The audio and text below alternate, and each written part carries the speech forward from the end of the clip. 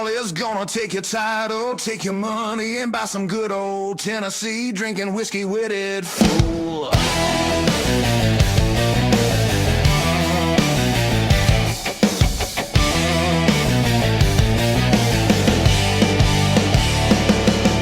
Solid gold Fannie Mae, just like you and me.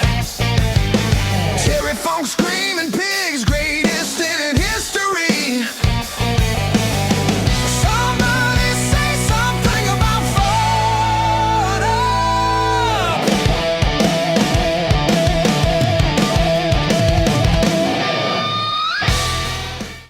Hey everybody, and welcome to the DragonKingKarl Classic Wrestling Audio Show.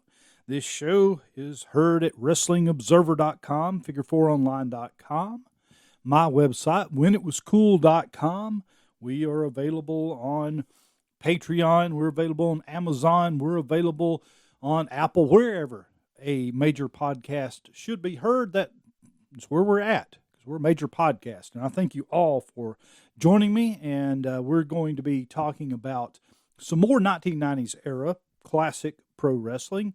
That's what we've kind of decided to do for the most part of the second half of 2025. It's an underserved time period, I think, in my opinion. You get a lot of material, and boy, I mean, we have gone over the 1980s a whole lot. There's many podcasts and many publications that have been done about, the Monday Night War era, the Attitude Era, the from about, 1995 through 2000. But boy, that 5-year time span from 1990 to 1995, or roughly better, I kind of look at it this way. 1989 was a great year, and things really started taking a downturn toward the end of the year. I mean, you had Flair, Steamboat, and the NWA. You had Flair, Vader. You had a lot of really good stuff. Flair, Terry Funk, rather.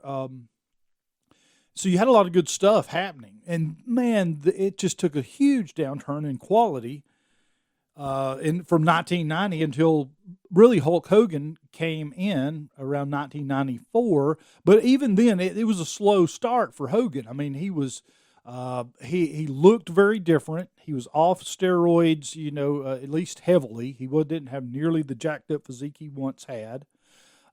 He was no longer in WWE. He had come to WCW. He was still trying to essentially do the same, red and yellow babyface, super babyface Hulk Hogan slaying the monsters. And that was just played out. It was just absolutely played out. When the NWO kicked in, now that changed everything. That really turned stuff around, and WWF had to play catch up for a while, but by the time Steve Austin got super popular, The Rock got super popular, the whole Monday Night War era exploded. You get a real quality change there in the later part of the 1990s. But early on, it's hard to find some really there is really good stuff. I mean, I shouldn't say there wasn't good stuff. There was really good stuff. A lot of people weren't watching it. The booking and the overall business arena lineups was just bad, but there were good quality wrestlers still there, and occasionally you got really good stuff. And we've been talking a lot during this 1990s renaissance about Sting and Vader. They were two of my favorites from that time period. You also had Ron Simmons, who really didn't get as good a run as WCW World Champion as he should have for a lot of reasons. So you had some stuff going on. Of course, Japan was getting very, very interesting as well. So what I thought we would do today is go back to 1990, the beginning of the decade, when things are really starting to hit this kind of wonky position into 1991. What I've done is I've got the March 1991 issue of Pro Wrestling Illustrated magazine. And for those of you who were magazine marks like myself back in the day, you know what that March issue really was. They're cover dated, of course, very far ahead. Well, it came out between Christmas and New Year of 1990, and it was the year-end awards. Now, these awards were largely kayfabed. I don't know how many people actually legitimately voted in these awards, and I don't know if they like just scaled it up for the magazine and the actual people won. I don't think so. I mean, I think many of these awards were just straight out worked, the numbers made up. But I'm curious. I wonder how many people actually really voted in these awards. So this is a retrospective for the year 1990, and in my opinion, it's really the year everything sort of changed for the worse. So let's see if we can see signs of what's ahead. The cover of this magazine features Earthquake, John Tenta, Hulk Hogan, Lex Luger, Ric Flair, the Steiner brothers, and Sting. And so we know at least some of those are award winners. Some of them are, in fact, holding a plaque. So I'm assuming that means the Steiners are the tag team of the year, and probably were in 1990. They're in the running, the voting again this year for the Wrestling Observer Newsletter Hall of Fame. There is a block of voters who are very anti-Rick Steiner based on a morality issue. We talked on the Patreon overrun of the last show what I think about that, whether that should have bearing or not, and maybe it should, maybe it shouldn't, but we talked in detail about that. But nonetheless, the reality is, whether you like Rick Steiner or Scott Steiner's politics or not, their in-ring wrestling was superb, especially in the early 1990s. Now, you could fairly critique them and say they were too stiff, they were too reckless, they hurt people or potentially could have hurt people just with their reckless style, and that's a valid criticism. But they were still the one of the few things left in early 1990 that, quote, looked real. Okay, they were at best very realistic, at worst dangerous. Okay, but they were super hits here in the United States, had great matches in Japan as well. They even went to the WWF and won the tag team championship there as a push team. What really more do you want out of a tag team to end up in the Hall of Fame? To me, it's just, I won't say it's a no-brainer. There are certainly other teams of all time I would rank above them who are in the Hall of Fame. But as for the qualifications, should they be in there just based on it? Well, I think they're strong. I think a strong case can be made. Again, I don't see them as over the top, but I see them as maybe the best team of the early 1990s. And if that be the case, then yes, they probably should be in. Page one's really kind of a weird one. It's one of these old 900 numbers I had forgotten. And I never called, some of these. I even worked for a 900 number back in the day, back in the mid-1990s. I worked for one that was, I forget the name of it, but it's one of these that took out ads in these magazines, especially like New Wave Wrestling and stuff like that. It's based out of Baltimore, Maryland, and I had a classic wrestling channel on that. Never made much money off of it at all. I think my biggest check I ever got from them was like $30, $40, something like that. But nevertheless, I had forgotten Pro Wrestling Illustrated had a 900 number. Now, I don't know what in the world you would call Pro Wrestling Illustrated for when, there were when there were several insider or behind the scenes. Even the WCW 900 number had people on there who were, newsletter people, insider people. So why you would call 1-900-246 for PWI, I have no idea, but I'm told Captain Lou Albano and Bruno Sammartino had some involvement in it, and they would test your wrestling IQ. In fact, you could win a weekly prize of $200, which is more than I ever made off 900 numbers. But anyway, that's page one. Page two, and this is something, look, I don't know why we've never talked about this before. I never played this, but man, I was interested in it. It looked like something to be right up my alley. These Champions of the Galaxy wrestling games, I think Fleischer Publications was involved, actually Filsinger Games. I love this stuff, man. I so many times started to go in on this, but I never did. And still today, I think there's some versions of these games around. I still periodically see people post on Facebook or some social media about having cards that go to these Champions of the Galaxy games or that type of games of actual wrestlers. They've made them up. And back then it was like science fiction characters and creatures and like sort of sword and sorcery type stuff. In fact, the GWF profile for this particular issue, which a lot of people would have seen this. I mean, the Pro Wrestling Illustrated was everywhere. Goodness gracious. In every town, in this very town, there were 6 or 7 grocery stores, drug stores, department stores that sold magazines, and Pro Wrestling Illustrated was one of the main wrestling magazines they sold. They have Whiplash, a character called Whiplash. His most hated opponent was Lord Nexus. Says Whiplash's goal is to end the career of the popular and talented Lord Nexus. Who will win this classic feud? As a GWF promoter and game player, you'll find out. His tag team partner is Splatter. Yes, you can get a tag team called Whiplash and Splatter. His favorite move is the backside beheading. I kid you not.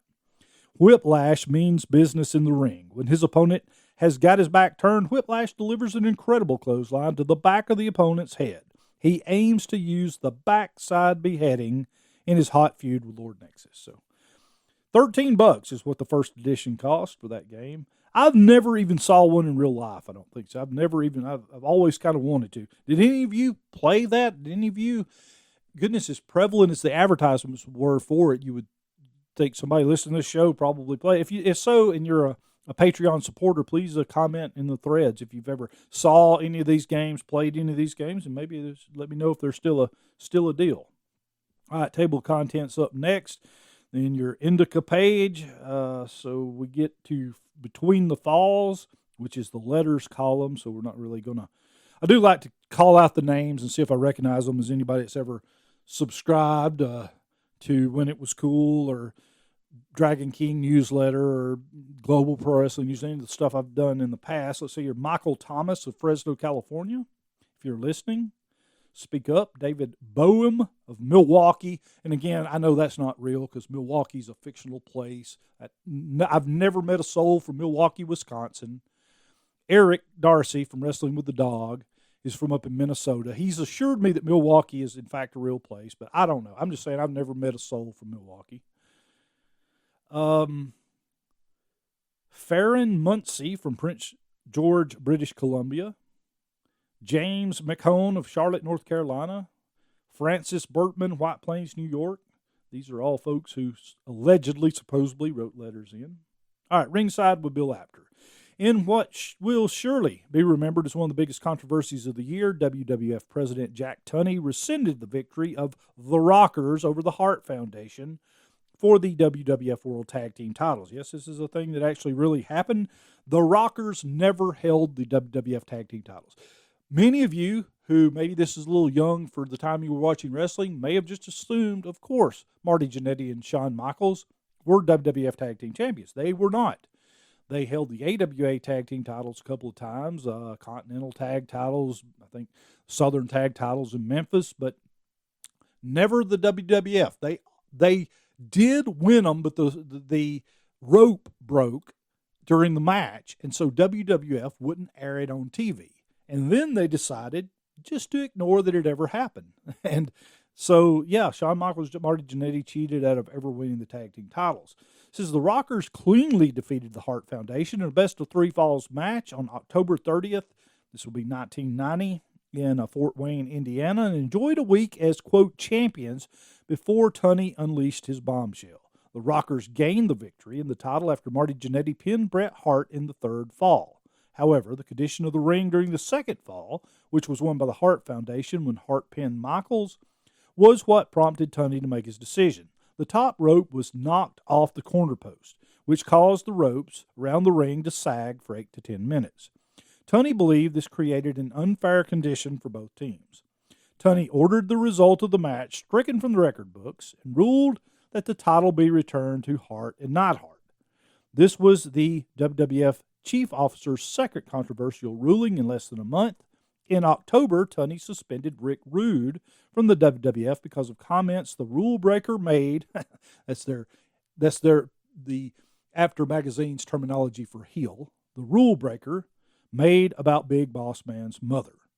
I'm sure the WWF president made what he believed was a fair decision, but that hasn't appeased many fans who claim that Tunney has deprived the Rockers of a title they cleanly won.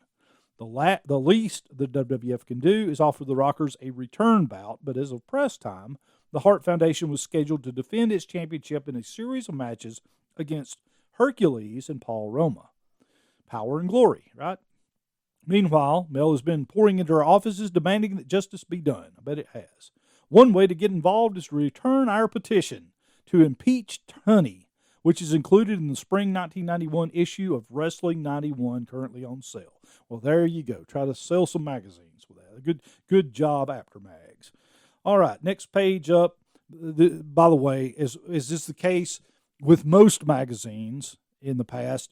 Continued on page 80. Well, we're not going to flip over to page 80 and continue. We'll get there when we get there, but we'll pause on Ringside with Bill Apter for a moment. Next page is the in-house ad trying to get you to subscribe to Pro Wrestling Illustrated, 12 big issues, only $19.95. Boy, that is there are some magazines, legitimate. This is not embellishment. I saw it with my own eyes. There are some magazines out there today that are $19.95 for one single issue. Can I get a God Bless America? All right, from the desk of Stuart M. Sachs. I don't know. It'd be better. It should have been Harry M. Sachs. Anyway, Stuart says, Craig Peters has handed me the responsibility of handing out the PWI holiday gifts for this year. So here we go. This is tongue-in-cheek parody, by the way. For Eddie Gilbert, a three-wheeler, and not just because you're such a baby. They move slower than cars and do less damage when they make contact with people. Okay, so this is coming off the angle where Eddie Gilbert ran over Jerry Lawler in the parking lot of WMC5 studio in one of the last big angles, Memphis is really remembered for. For Jerry Lawler, he says, the Handbook of Pedestrian Safety. We doubt Gilbert will accept our gift, so you'll have to learn to look both ways. Oh, I'm not even reading the next one. For Buck Zumhoff. For Buck Zumhoff, we here at When It Was Cool wish a lifetime in prison, which is maybe what he's serving. I don't remember. You'll have to go back I did a whole true crime special on Buck Zumhoff that's in our Patreon side. If you look, it's worth the cost of 1 month to check us out just to listen to those true crime, which is kind of inspired by Dark Side of the Ring stuff. You'll need a vomit bucket for listening to Buck Zumhoff, let me just tell you, but go for it, people. That's how I sell my magazines here. Buck Zumhoff. Anyway, Colonel De Beers. A year's free rent for an apartment in the inner city of your choice. Oh, we get some racial tension here. Live with some different ethnic groups for a while, and maybe hopefully you'll find there's good and bad in every race. Yes, Colonel De Beers passed away a couple years ago. Ed Wisniewski, I think. Wisniewski. Played several, or not played, I don't like the term, was several different names up in the Pacific Northwest. His most famous appearance on the national stage was with the AWA as the South African Colonel De Beers, who was in favor of apartheid and refused to wrestle wrestlers he felt, how am I trying to say, he was racist against people like Jimmy Snuka. That was the main one, but others as well. A real winner of a gimmick. Anyway, it says, for Dusty Rhodes, a tube of DD7 splotch or spot remover. Man, that's low-hanging fruit right there. Come on now, PWI. For Nick Busick, hey, remember Big Bully Busick, big powerhouse guy from Georgia, a signed contract to wrestle the Ultimate Warrior so he could dispel the ignorant belief that the WWF champion is the strongest wrestler in the world. Yeah, Nick Busick was probably considerably stronger than was Ultimate Warrior. For Terry Taylor, fish, beef, veal, pork, even turkey, anything but, of course, chicken, right? What a stupid gimmick that was. For Vince McMahon, I just saw a picture of Vince McMahon like hours ago with a literal skunk hairdo. He literally looks like Pepe Le Pew now, not even kidding. Sitting in a courtroom where apparently he had a wreck or something and he got fined and he's got to do a little probation or something on this. What? So back here for Vince McMahon, success in the bodybuilding business so he can spend his time on his new endeavor and leave wrestling to people who have a little more respect for the sport and his fans. Well, that didn't happen. What did, but didn't work out as well as he hoped. And he stuck around for another decades. For Hulk Hogan, the recently deceased Hulk Hogan, 10 more prime years of wrestling life. And he got that. Got about that. I just can't get over the feeling that without the Hulkster, wrestling will never be the same again. Well, he came back and had quite the run. For Kerry Von Erich, rest in peace, a watch. He's been counted out of the ring so often against Kurt Hennig that one might think he's afraid to stay in the ring, slug it out. Or in this case, he was too inebriated to get back in the ring. Boy, you look up some of those Kerry Von Erich versus Kurt Hennig matches. Woo, buddy. Kerry had some problems. For Harley Race, one more shot at the NWA World Title just to see if maybe, just maybe, no, it wouldn't happen. Harley was fatting out of it by this point. For John Tatum, there's a deep cut. A new personality, one that women don't find repulsive after about 6 or 7 months. For Stan Hansen, a spittoon. For Ted DiBiase, a new savings account in a Texas S&L. Let's keep Ted DiBiase out of finance, okay? He's run into a little post-million-dollar man problems in that. So let's just, maybe he should do something different. That's all I'm saying. For Scott Steiner, an insurance policy with Lloyd's of London. I guess he was having injury issues at that time. The Ultimate Warrior, his own 900 number. He probably ended up with one. By the time he finishes his message, he'll have made a fortune. And finally, for Herb Abrams, yes, UWF. Laryngitis is the best chance for the future success of UWF. Well, we know Herb had bigger problems than that.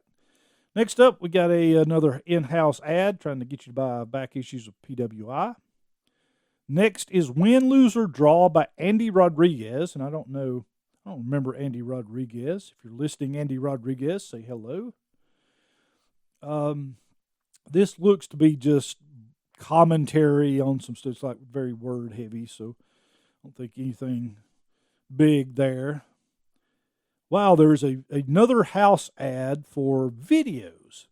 And this one comes from Greenwich, Connecticut, and they're selling, looks like Crockett Promotion and Von Erich related. Now, there's SummerSlam also, so it must be an actual video company. So interesting. These at the time were running, can you believe this? This is hard to believe. This is one of the things, we talk about inflation a lot, and who can't help but notice it, right? But man, VHS tapes back in the day were ridiculous. These are $39.95, like Halloween Havoc 89, $39.95. That was crazy expensive back then. It would be crazy expensive now, but man, that's what these tapes ran back in the day. In Focus with Craig Peters.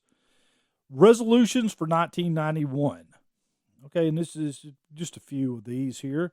The year-end edition of Pro Wrestling Illustrated slated to go on sale January 1st, 1991. Like I said, usually come out of between Christmas and New Year's. Perfect time for me to put myself in some wrestler's shoes or boots and consider what New Year's resolutions I would make if I were. Let's start out with Chris Adams, another rest in peace, Chris Adams. Murdered, or actually homicide. I think it was a justifiable homicide. He got shot. He said, I'd resolve to screen any future candidates from a wrestling school very carefully, and this is about this is the story behind Steve Austin, the Stone Cold Steve Austin, being in the Chris Adams Wrestling School. He was going under the name Steve Williams at the time, which was one of his real names. It's complicated. You have to read his book. But anyway, that was confusing enough because there was already a Steve Williams prominently in wrestling at the time. But that's what that's all about. He was Chris Adams' prize student who turned against him. For Arn Anderson, I'd resolve to start defending my NWA TV title regularly on television or vacate the belt for lack of interest. For the Destruction Crew, who were two very talented wrestlers with a lot of potential, neither ended up going really anywhere. They were the AWA Tag Team Champions for a while. They worked in WCW under Mask as the new Minnesota Wrecking Crew or the Minnesota Wrecking Crew 2 or something like that. They were in WWF as the unremarkable Beverly Brothers. Wayne Bloom ended up hurting his back and largely phasing out of wrestling. Mike Enos was around. He was like a jobber to the stars during the WCW Nitro era. So these two guys looked like out of the gate they were going to be big deals, but just kind of ran out of steam. But anyway, he wishes for them, said, I'd resolved to make a move to the NWA where my tag team talents could be appreciated and hopefully bear some championship fruit. Well, they did that, and it didn't work out so well. For Ric Flair, I'd resolved to dump the Four Horsemen and regain the class and form I had for most of my 6 NWA World title reigns. I'd probably find that number 7 would come a lot easier than having to formulate a duplicate Sting hoax. Well, Ric Flair would go on to hold many more world championships than that. For Stan Hansen, had resolved to give up my disgusting, nauseating, abominable, foul, vulgar, loathsome, sickening, repugnant, hideous, vile, stomach-churning habit of chewing tobacco. I would suggest that Craig Peters got a thesaurus for Christmas. Kurt Hitting, I'd resolved to rid myself of my obsession with Kerry Von Erich. They were lifelong friends. I mean, they were really close, and really, I guess Kurt Hitting was kind of, even though he had significant issues of his own and would be dead long before 50 years old, he, I guess, was trusted enough to get Kerry safely through a match. For Hulk Hogan, I'd resolved to find an acting coach before appearing in any more film projects. And for Jerry Lawler, I'd resolved to do everything in my power to have Eddie Gilbert's driver's license revoked. There's something about the Legion of Doom. Oh, here it is. It's actually continuing on the next page. Legion of Doom. I'd resolved to negotiate for Paul Ellering to once again become my manager. Oh, no. That was a bad idea. They did exactly that, and he brought a puppet with him. I'm making none of that up. For Vince McMahon, I'd resolved to find a new fashion consultant who doesn't have such a predilection for yellow suits or vests with lapels. Dusty Rhodes, I'd resolved to finally drop 50 or 60 pounds. For Buddy Rose, see Dusty Rhodes. So you get the general gist there. Sid Vicious, I'd resolved to expand my repertoire beyond a one-dimensional power attack. Imagine if this guy really developed a wide range of moves and maneuvers. It wouldn't have mattered because Sid was over like a rocket ship. The newsletters all there making fun of him, couldn't keep him down. The crowd loved Sid Vicious. I liked Sid Vicious a great deal myself. He looked like you told, AI, hey, design me the perfect pro wrestler for 1989, 1990. Just look at all wrestlers who exist and make me the perfect one. Sid Vicious is what it would print you out. I liked Sid. He wasn't the smoothest fellow in the world, but he was there. Next is Bob Smith. Can't be a real name, right? The Steel Cage. Seems to be just a editorial type article. Eddie Elner's Off the Top Rope. This was their heel article gimmick. Hey, there's an in-house ad for WrestleMania 7 from Yes Travel. It's super generic, the most generic ad you've ever seen. It says WWF nowhere on it. It only says WrestleMania, so you could tell they were trying to skirt around trademarks.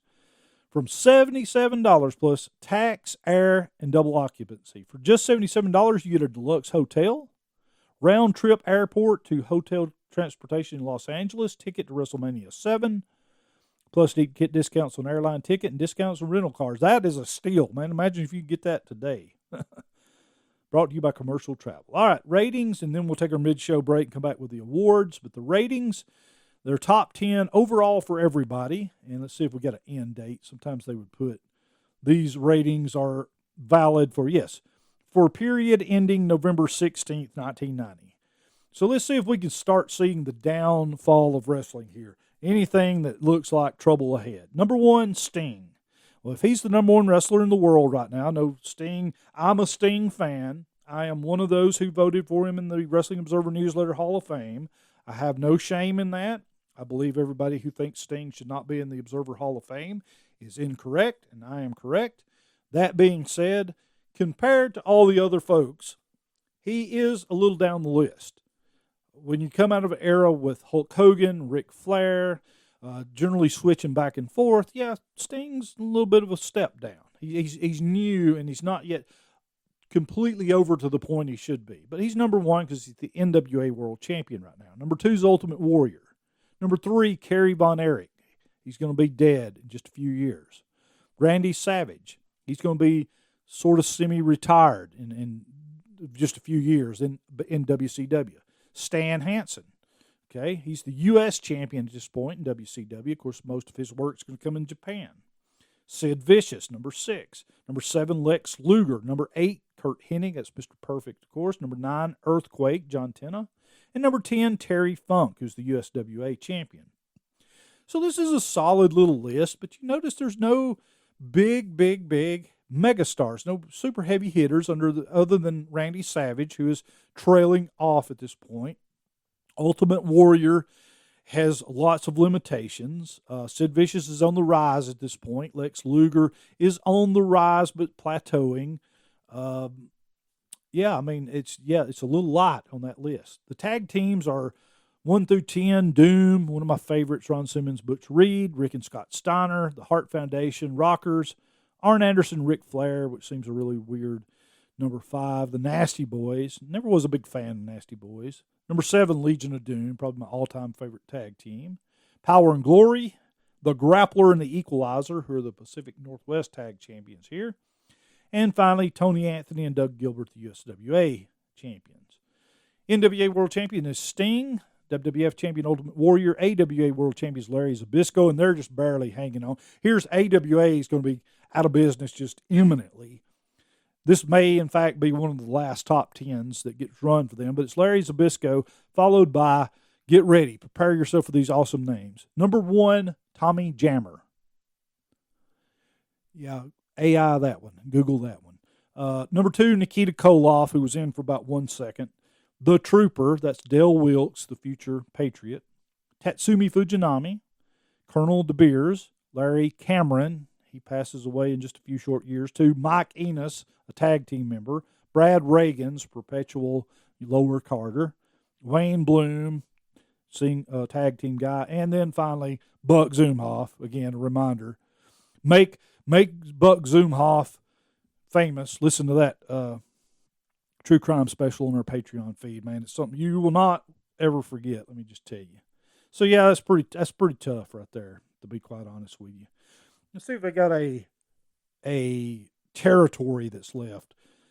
Pacific Northwest, they're around. Steve Dahl's the champion. Grappler, number 1. Scott Norton's number 2, so that's decent. ICW, nobody ever cared. Georgia All-Star, LPWA, PWA, PWF, none of these matter. World Wrestling Council is still around, and of course Carlos Colon's the champion. Where's the USWA?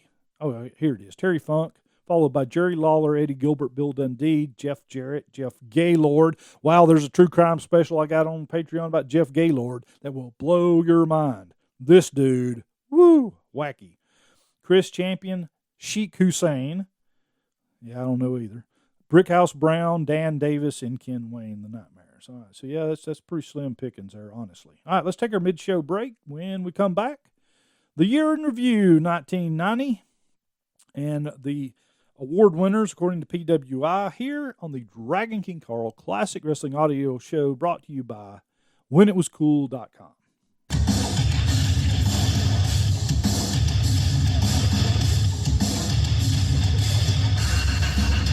Hey everybody, this is Carl Stern from WhenItWasCool.com. I'm here to tell you about my new book, now available, Dragon King Karl's Pioneer Era Pro Wrestling Omnibus, the Bible of the Pioneer Era of professional wrestling. Pro wrestling didn't start with Frank Gotch. He didn't just appear out of the void to bring us entertainment-style professional wrestling. No, it was built on a legacy some 70 to 80 years old. That's what I'm going to talk to you about, an era of wrestling in America seldom ever discussed, never before in this detail. I have put 700 pages of information about the pioneers of professional wrestling, like William Muldoon, Colonel James H. McLaughlin, Professor Theobald Bauer, Clarence Whistler, William Miller, and so many more. Maybe some names you've never heard of before, maybe some you've only heard in passing. I will tell you the origins and evolution. Now available, Amazon.com, WhenItWasCool.com. All right, hope you like the new fancy music we got here for the show. I'm working on some new mid-show bumpers as we speak. I'm just having a little trouble getting to that on my lengthy to-do list, but pretty soon all the new bells and whistles for these shows, as is the case for all of our shows at When It Was Cool, dressing them up a little more. And so it's a good time to join. Good time to check us out. We're kind of freshening up our content a little bit. Got a new comic book related show over there called First, which is first issues, first appearances, first happening, not just in comic books, but in media as well. The first time something happened. So I think you'll enjoy that. Very pop culture oriented. Now let's get into the 1990 year in review. We'll just hit a few of the highlights here. 1990 saw Larry Zbyszko drop the AWA world title to 25-year veteran Mr. Saito on February 10th in Japan. But the living legend regained the belt from they used the wrong word here for a Japanese person, regained the belt from Mr. Saito. I don't know how else to get around that. April 8th in St. Paul, Minnesota. The biggest AWA story, however, was the $1 million Team Challenge Series, which was won in August by a squad captain by Zbyszko. 1991 could be the most crucial year yet for the AWA, as the past 12 months were marked by few cards and significantly lessened fan interest. And I don't even think they made it through 1990. 1990 also saw the end of an era. Six-time NWA World Champion Ric Flair was dethroned by Sting on July 7th. Sting's victory was all the more remarkable since he suffered a ruptured left patella tendon on February 6th, which forced him out of action for 5 months. However, the young Californian would not be denied. He battled back strongly, not only to upset Flair for the belt, but to defend it in subsequent months against Flair, Sid Vicious, Black Scorpion, and others. 1990 saw the Ultimate Warrior become WWF World Champion by defeating Hulk Hogan.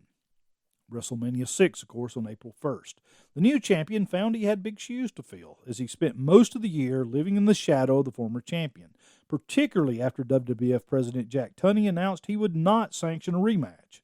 Without having to defend against Hogan, Warrior went on to dominate the WWF, scoring title victories over Randy Savage, Rick Rude, and Ted DiBiase. 1990 saw the passing of 4 true legends. Pat O'Connor was NWA World Champion from 1959 to 1961 and a respected scientific wrestler. Whipper Billy Watson was a 2-time NWA World Champion and one of the fastest men in the sport's history.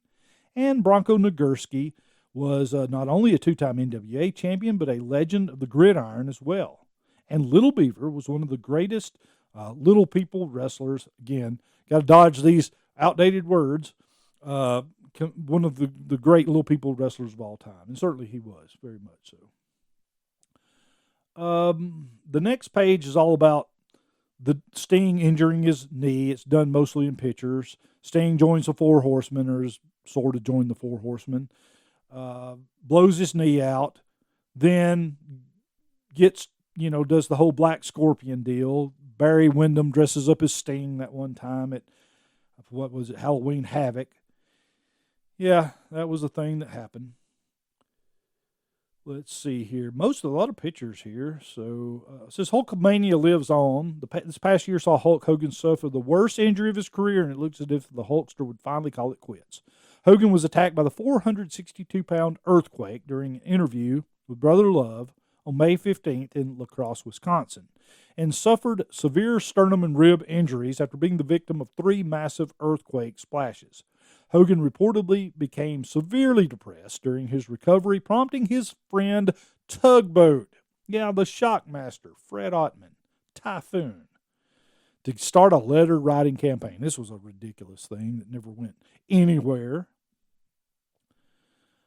Numbers of 1990. Let's see how inflation has worked out here. $14.95 was the average price charged by cable television for NWA pay-per-views during the year, while by the end of the year they'd raised the price to $19.95. Rest of them are just bounties, looks like placed on different people, and worked numbers of various degrees. Saba Simba, Tony Atlas, who we talked about recently, going through that WWF magazine. Oh yeah, he's getting roasted in here too. Let's see here. Missing in action. Okay, I always liked this little section because it kind of showed people who had dropped out of the spotlight by this point. Let's see if any of these folks came back. I'm not going through the whole list because it takes up a whole column, but any big names. let's see where they went. Steve Blackman. Okay, well, he would come back and do pretty well in the later 1990s. Crusher Blackwell, no, he was pretty much done by this point. Tully Blanchard, pretty much done.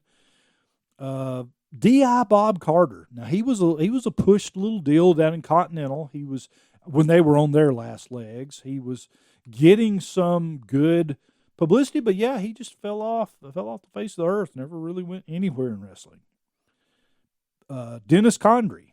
No, he would on and off come back. Wendell Cooley. Yeah, I mean, Wendell Cooley. You think about Wendell Cooley, man. He was a young dude in the 1980s, very successful in Continental and Mid-South and Puerto Rico.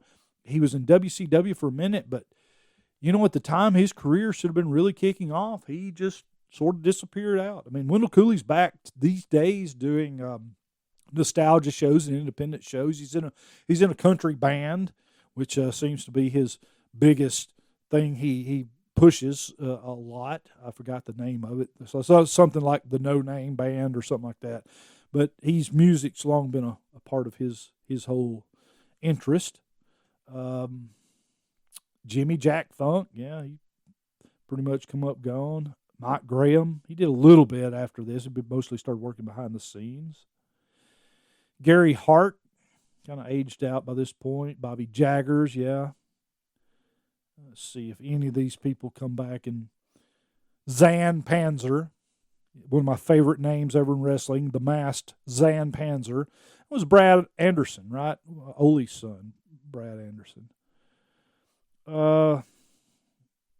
Wendy Richter, Buzz Sawyer. Rick Rude's on the list here. Must have been because of his injured back. Big John Studd. Bill Tabb. I wonder whatever happened to Bill Tabb. Bill Tabb was a big, strong African-American guy who sort of did like a Lord Humongous type gimmick. A lot of times he'd wear a hockey mask. He would do like the Black Assassin or some version of that name.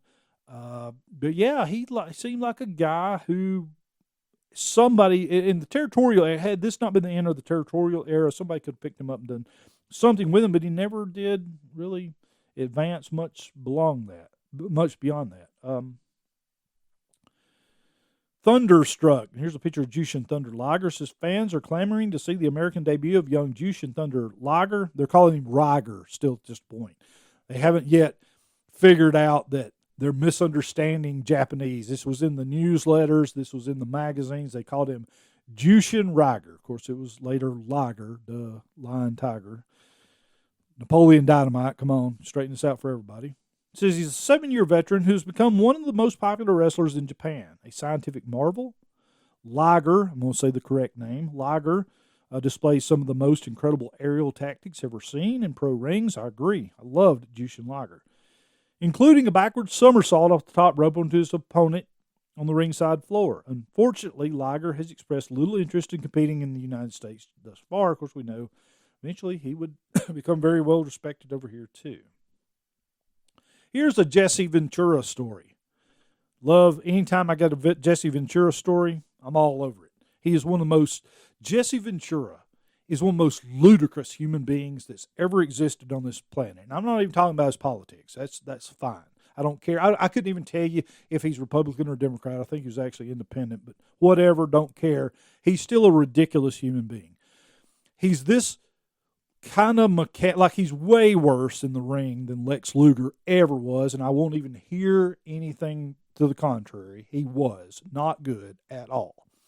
But he shows up, and he's like Hulk Hogan and Superstar Billy Graham had a balding dude with a okayish body, kind of tall and big. I mean, he's certainly full of charisma, but he's just ridiculous.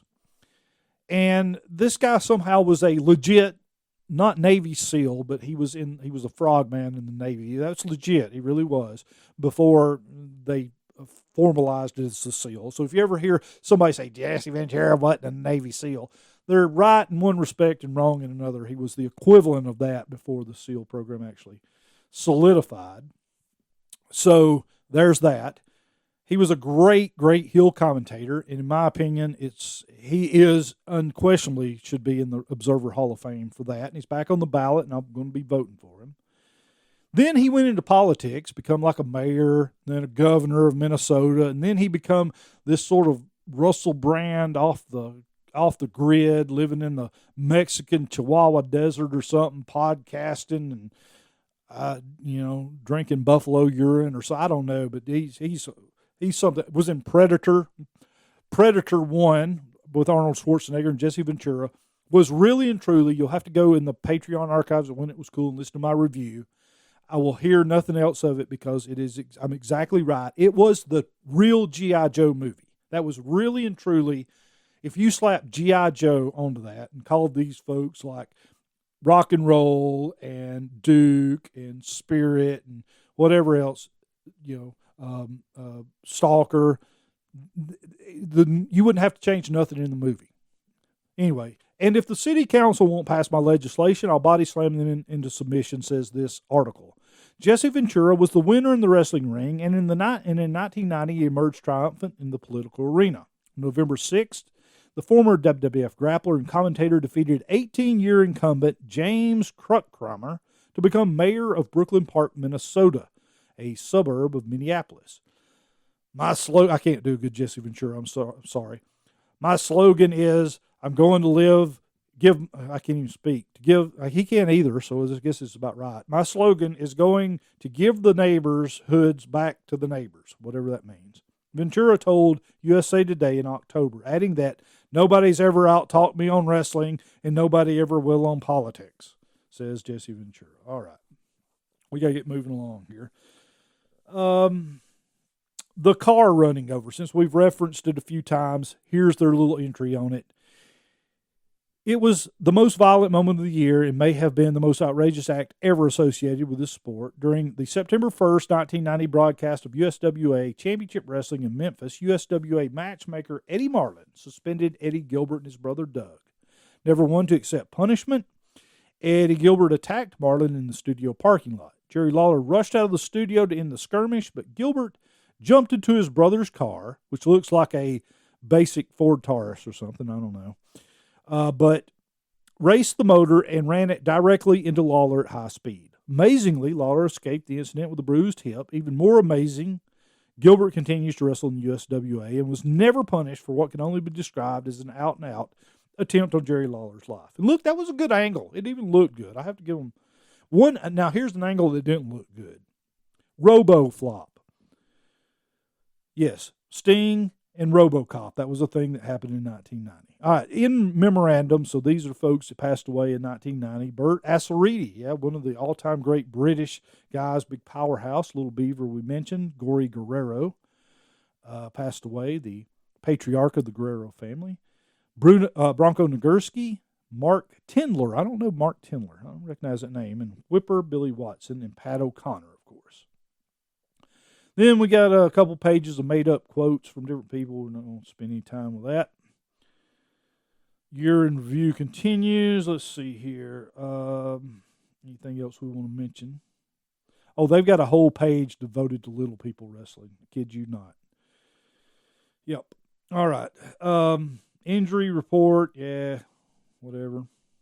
Now the achievement awards. That's what we wanted to get to. Come on now. The Rookie of the Year. Yes, the Rookie of the Year. This is one of the years that PWI actually got it right, whether worked or not. Steve Austin. Yeah, he went on to do some things. It's rare that a rookie can enter a federation and immediately become a household name, but that's exactly what young Steve Austin did in the USWA in 1990. When the year began, Austin was known as Steve Williams, the highly touted first graduate of Chris Adams Wrestling School. For a brief time, Williams teamed with his mentor, but before long, he changed his name to Austin and moved out on his own. And that was a great angle. It really was. And then, and he looked like $1 million, man. He, his hair started going bald real quick, started thinning out greatly. And as it turns out, that did not hinder him at all. He became even more popular and famous after he shaved it. The runners-up for that year, Elegante. Yeah, he wasn't long for the sport, the guy who ended up being Giant Gonzalez. Brad Anderson, which I think I just identified as Zan Panzer. Maybe it was his brother that was Zan Panzer. I don't remember. But anyway, here's Brad Anderson. Yeah, he never went anywhere. Chris Chavis, the future Tatanka, he did okay. Others in the runner-up, Chris Von Erich, better not talk about that one. The Tasmanian Devil, whoever on earth that is. Shelley Francis, whoever on earth that is. Steve Sawyer, and Billy Black. Now, I remember Billy Black. He was a good little tag team wrestler from down in Georgia who did quite well in Japan for himself as well. Inspirational Wrestler of the Year. This is always a goofy award. Sting, because he come back from a sore knee or whatever. Followed by Hulk Hogan, Jerry Lawler, and Nikolai Volkov, who turned babyface. All right, you get a whole page. Page 39 is nothing but Sting lifting a weight. Not even that heavy a weight at that. Then we get a whole nother page. Boy, they're just filling pages here. Paul Roma doing a side breaker. Most Improved Wrestler of the Year, Paul Roma. I don't know. Runners-up were Doom.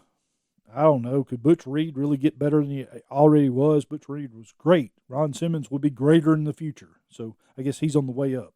Tugboat is most improved. Come on now. Cactus Jack is most improved. That's a pretty good choice there. Third runner-up for years, the Wild and Wacky New Mexican toiled in the independent circuit, earning respect for his talent but little recognition. When he finally got his chance in the USWA and the NWA, he raised his game to a new level, giving quite a few established grapplers a scare. This jack of all styles should have a fine 1991. Well, he would have a fine several years to come. Manager of the Year was Teddy Long. Yes, Teddy Long, followed by Bobby Heenan, Ole Anderson, and Jim Cornette, with the runner-ups being Jimmy Hart, Paulie Dangerously, Sensational Sherry, Slick, and Downtown Bruno. Feud of the Year, Ric Flair versus Lex Luger. Seems hard to believe, but when 1990 began, Ric Flair was a fan favorite. That's their inside terminology for babyface. Lex Luger was as hated as any wrestler in the sport. The events of the year and the incredible matches between the two went a long way toward changing fans' attitude about both men. The Four Horsemen were reassembled early in the year, and it appeared that the combination of Sting, Arn and Ole Anderson, and Flair could achieve greatness. However, jealousy flourished within the ranks, particularly after Sting was scheduled to receive an NWA World title match against Flair at Wrestle War on February 25th, 1990 in Greensboro. The Horsemen would never let a match happen. Flair and the Andersons violently dumped Sting from the group during the Clash of Champions 10. Later on the card, Sting injured his knee, of course, trying to climb that cage. For months, Luger and Flair battled all over the country. Another violent encounter took place at Capital Combat 90 on May 19th. The match was a steel cage bout, but Ole gained control of the cage, which allowed the Horsemen to attack Luger, who won by DQ. Times are different now. The fans cheer Luger while they revile Flair. But anytime these men lock up, their vast talents and their pure hatred guarantee it will always be a classic encounter. Your runners-up for Feud of the Year, 1990, were Hulk Hogan and Earthquake, Ultimate Warrior and Rick Rude, and Chris Adams and Steve Austin. I'm surprised they didn't push that up further. They tried to push some of these lower groups, but not there. Most popular wrestler of the year was still Hulk Hogan, followed by Sting, Ultimate Warrior, and Lex Luger. Your supposed most hated of the year was Earthquake, followed by Ric Flair, Rick Rude, and Eddie Gilbert. Match of the year. Now, remember, PWI, it's going to be the biggest pushed match of the year. It's going to be the most famous match of the year, not the best. Match of the year was, and this is correct in my opinion, Hulk Hogan versus the Ultimate Warrior. Man against man, so they say. Champion versus champion, and most importantly, it was the most famous wrestler of his time going against the only man in the WWF that could rival his power. The bout was the kind of classic that may never be topped, except perhaps by a Hogan Warrior rematch. Boy, that didn't happen. Lord, if you remember the Hogan Warrior rematch from WCW, it was one of the worst matches ever. Ugh. I think we've reviewed that one in the past, too. Maybe WrestleMania 7 will bring these superstars together once again. Well, nope, that didn't happen. Runners-up were Sting versus Ric Flair. That would be July 7th, Great American Bash. Hulk Hogan versus Earthquake in the Royal Rumble from that year, which, who Who won that Royal Rumble? Who won the 19? The annual Rumble has established a reputation as one of the most exciting bouts every year, and the 1990 event was no exception. The Orlando Arena rocked with excitement on January 21st as Hulk Hogan fought off 29 other wrestlers to win. But the real highlight here was when Hogan and Warrior locked up for the first time ever. Tag Team of the Years, we already spoiled by the cover, was Rick and Scott Steiner, of course, followed by Demolition. I like Demolition too. Doom, yes, I love Doom. And the Legion of Doom, which were on their downward turn by this point. They were followed by the Rockers, Midnight Express, Southern Boys, Tom Zink and Brian Pillman, and the Hart Foundation. Wrestler of the Year was Sting. There's no doubt about it, says PWI. 1990 was the year of the Stinger. During the past 12 months, this young Californian not only, that's twice they've said that about him in this magazine, the young Californian not only cemented his reputation as one of the sports superstars, but he accomplished one of the hardest tasks in doing so. He defeated Ric Flair to become the NWA World Champion. Bob Billings of San Francisco, California, supposedly said, the best thing about Sting is that he hasn't even reached his prime yet. He's a really cool guy who just happens to be the best in the world at what he does. Wow, somebody else co-opted that phrase, and it wasn't just Wolverine from Marvel. So your runners-up that year were Ultimate Warrior, Hulk Hogan, and Lex Luger, so that looks about like we'd expect. Your other vote-getters who didn't quite make it were Kerry Von Erich, Kurt Hennig, Jerry Lawler, Larry Zbyszko, and Stan Hansen, and your Editor's Award went to Buddy Rogers. So I guess that might have been the year Buddy Rogers passed away. No, it wasn't. He wasn't in the memorandum. In memory of. All right, and then you get these unofficial awards, which are kind of goofy, like parody awards. Back from the Dead, Terry Taylor. Banned from AAA, not the promotion, but the car company, Eddie Gilbert, that sort of stuff. Although banned from AAA, Eddie Gilbert was sent in by, supposedly, Terry Kamen of Dothan, Alabama. Now, he's a possible listener, if I ever heard one. Terry Kamen, if you're there, shout out to you. All right. See if there's anything else we want to mention in this here fabulous magazine from 1990. There's a picture of a big old fat Buddy Rose there. Thin may be in, but fat is where it's at. Buddy Rose. Also, Wide Load, Trucker Norman. Fat shaming at its finest, circa 1990. Wonder what they'd say if old Carl stood up there. I'm more Stan. I've got more of the Stan Hansen build, so I'll clothesline their head off their shoulder anyway, or use that reverse decapitator like we talked about in the first half of the show. All right, so okay, title changes 1990. We'll wrap up here and look. We're going to go for an extra segment with the Patreons. Also, I've got a segment taped for you who are Patreon supporters at whenitwascool.com. Hope you'll all consider doing that. We certainly need your support at our website. That's how our pop culture and pro wrestling history website continues, is by Patreon support. So check it out. We're doing a fundraising drive right now. Very, very shortly, I'm going to be removing a substantial amount of content from our free feeds and the free website. You're basically going to be getting only about the last month's worth of shows on any of our free stuff. All the rest moves to Patreon. Not trying to be greedy or nothing. I'm just trying to live my life, man. My car's got 300,000 miles on it and may have a blown head gasket right now. I don't know. Carl's got to make some money somewhere. So it's either unretire and go back to work, or when it was cool, I need your help. So come on by. So PWI Super Stats title changes 1990. The All Japan All Asian Tag Team Championship went from Dan Crockett and Doug Furnace to Tiger Mask, that would be Misawa and Kendo Kobashi, to Shinichi Nakano and Akira Taue, to Johnny Ace and Kento Kobashi in the year 1990. The All Japan International title went from Terry Gordy to Stan Hansen to Terry Gordy to Stan Hansen. Seems about right. Actually, this is when Terry Gordy had that near overdose, and it's actually Stan Hansen beat Mitsuharu Misawa there at the end to win the vacant championship. All Japan Tag Team Championship went from Gordy and Williams to Jumbo Tsuruta and Kabuki. United National title went Gordy Hansen. AWA Lightweight Championship, this is our third call out to convicted, horrible human being, Buck Zumhoff, the one and only. The AWA World Heavyweight Championship, of course, went from Mr. Saito to Larry Zbyszko. The Tag Team Championship was won by the Trooper and DJ Peterson. Both of those folks passed away, beat the Destruction Crew. IWGP title, Ricky Choshu, champion all year long. I actually won it from Big Van Vader, I should say, in August. International Tag Team Champions, Great Muta and Masachono, lost them to Kensuke Sasaki and Hiroshi Hase. Junior Championship went from Jushin Liger to Pegasus Kid, another not upstanding individual, and Jushin Liger. NWA TV Championship was Arn Anderson all year, or won it the first part of the year from Great Muta. NWA World Championship was Ric Flair, then to Sting. Tag team title was Doom, won from the Steiners. Pacific Northwest title changed hand a few times, went Curtis Thompson, Brian Adams, that's Crush, Scott Norton, Scotty Body, Grappler, Steve Dahl, so on. Can't go through all these. Stan Hansen, Lex Luger were the two U.S. champions that year. Then you get a few pages of the prior award winners, so we'll let that be where it is.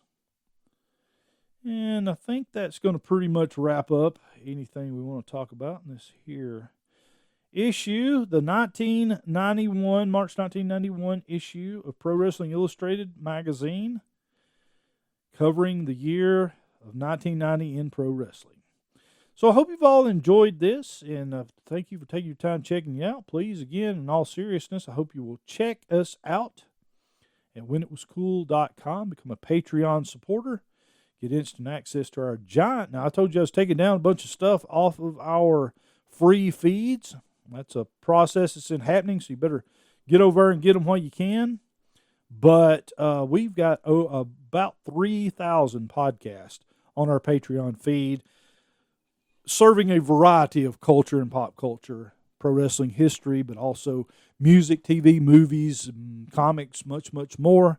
Check us out. If you haven't been by in a while, we've really spruced the place up some, and I think you'll really enjoy it. Thank you very much, and I'll see you here. Patreon, stand by. We've got an extended cut for you. For everybody else, see you here again soon from whenitwascool.com.